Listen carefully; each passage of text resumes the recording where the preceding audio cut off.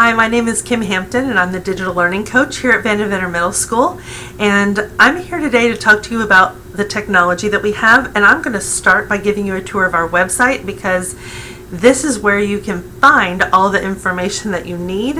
And since I don't have very much time with you today, you're going to need to probably go visit our website and click on some of these other links I'm going to show you right now. So on our welcome page, you have your banner showing you whatever's current. There's a link to more information, usually in the bottom left-hand corner. You've got your news section. This is FISD news as well as Vandeventer news. You've got your calendar. We update on Friday for the following week with all sorts of events that are happening on campus. And quick links. These are our most commonly viewed links. What I want to mention specifically here is that the report an absence button will, if you click it, open your email client on your home computer. And if you don't have one of these set up, then this button isn't going to work correctly. So you want to be cautious of that. I will show you in a minute how to report an absence if you don't have your email client set up, since that link won't work. The community folder here in the middle on the bottom, that's like your old Thursday folder in elementary school from back in the day with things from the community. Maybe there's a Girl Scout group that's looking for members, or a volleyball club that's holding tryouts in the area or something like that. And then I do want to highlight this choose to care options down here. You've got a hotline phone number as well as a website where you can report incidents, in particular bullying and that kind of thing, but also anything regarding health and safety. You can report anonymously using this. This is a third-party service that Frisco ISD contracts with, so that you know that it is anonymous. Up here across the top, you've got your teachers and staff. And we do have pictures of our staff members. We're still working on those for this year. We're getting that all updated, so that will look better as we move on through the school year. But your teachers' email addresses are also on those pages. The calendar page I want to point out, because this is the same calendar that's on the front page, just a different view, but down below are the assessment calendars for each of the core subject areas. This is a great tool for kids for learning how to manage their schedules. Any Google Calendar that we have, they can add to their personal Google Calendar by clicking on the little plus Google Calendar button. And all of the students do have Google accounts and a Google Calendar, so they can all do this.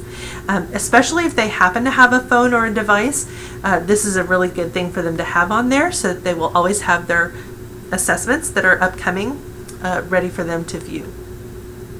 The counselors have a fabulous website with lots of great information on here, so be sure to check it out and look through some of their many topics of interest.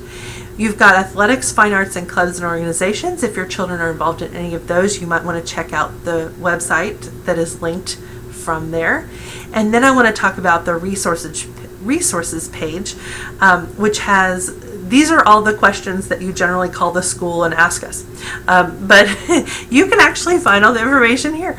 We get lots of questions about these, like what are the school hours, what are the bell schedules, what is the map? What about lunch and parents coming to visit? A lot of people want to know about that. There you go, it's right there. Our handbook is here, all sorts of great stuff. I want to highlight down here, of course, right now, technology. And we do have information about all the different things that we're going to be using this year. Bring your own device. I want to mention first, students are not required to bring their own device, but they're allowed to at the teacher's discretion. Their own device could be anything from a phone to a tablet to a laptop, a Chromebook. There's lots of different forms that device can take, and teachers are welcome to use those, have the students use those if they bring them to class. The student portal is very important because this is a place where the students can access all of the websites that they are going to need to frequent. But not only that, it has an account manager, and it allows them to update their username and password for each of those sites so that it becomes single sign-on. They log into the portal, they click on the link, and it goes ahead and signs them on so that they don't have to sign in multiple times for every different website they visit. It's kind of nice. There's a video about the portal here. A lot of these different tools that you're going to find in the technology section are going to have this format. It's going to say what is it, where is it, and give you a link to the tool. It's going to then tell you how they log into that tool. And usually has a video or at least a handout.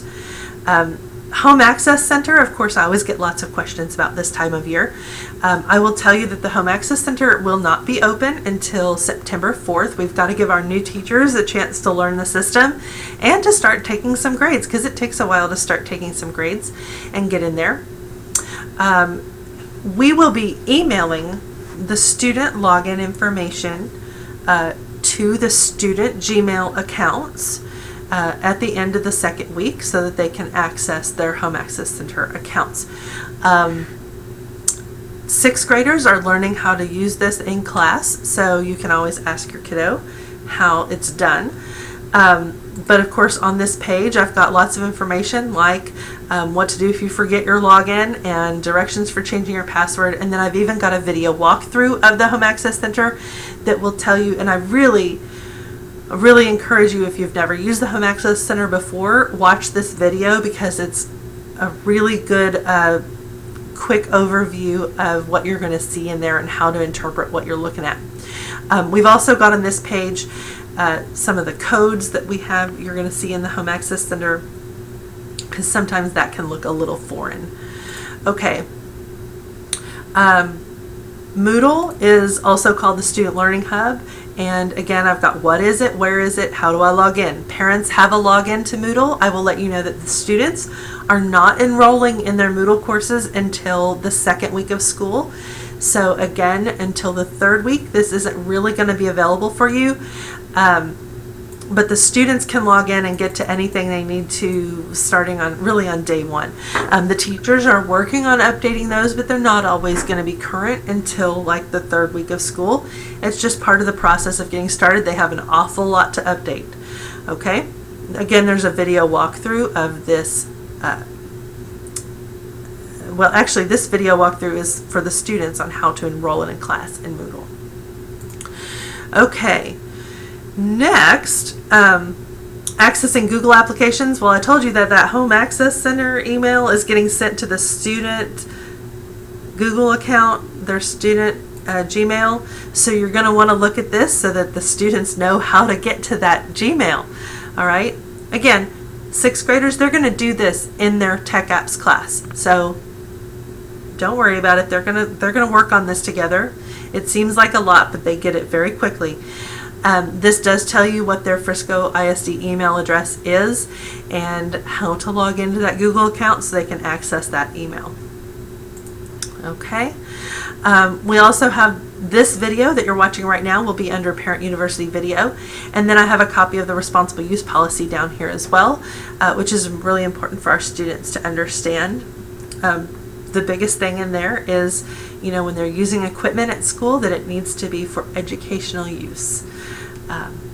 All right, so there you go. So this is very important. This is what I want you to really understand is on our website. There are links to all of this information that you are going to need to know how to do all this. I'll let you know that there is a Coffee with the Counselors coming up sometime this fall about technology, and I will be going through Home Access Center and walking through Moodle quickly and showing you a little bit about that at that time. I did mention earlier that I was going to tell you what to do if you didn't have your email client installed on your computer and you want to report an absence. In this section right here under General Information, there's Reporting an Absence, and if you click on that, there's a whole page. This gives you all the information you need, as well as here's that email address.